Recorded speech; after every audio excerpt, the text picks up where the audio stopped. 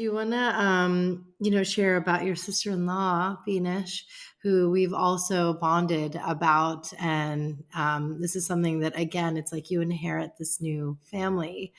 And tell us a bit about her and your bond. Oh gosh. Apologies in advance. I have not really talked about her in some time, mainly because it still feels a little bit fresh. Um, Her and I were very like it's so weird. You would think that her and I were biological sisters versus sister-in-laws, which you don't get to say very often, right? Like when you think about like traditional sister-in-law relationships, you don't hear that you guys were close as if you guys were sisters. Um, we were literally attached to the hip. Anything that happened, the first call or text would be each other. A lot of our career trajectory was kind of meshed together.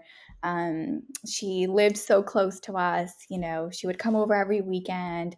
I would make like a new recipe. I'm like, hey, you want to come over for dinner tonight?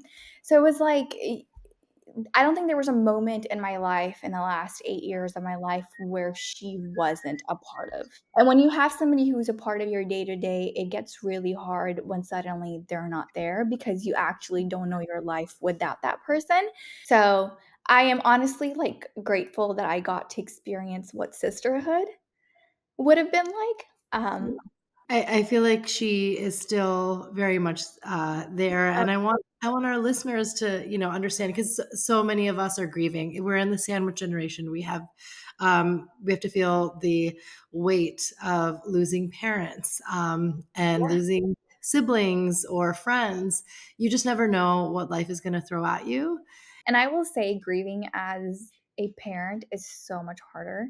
And my oldest daughter, Elise, was very close to Beanish, and um, when we lost my sister-in-law, Elise's world fell apart, and we had to kind of put a pause on our grief journey to make sure that we were available for her and help her navigate through that journey. Fortunately and unfortunately, I think I've just been so busy with work that I don't get to sit and be alone in my thoughts to think about her.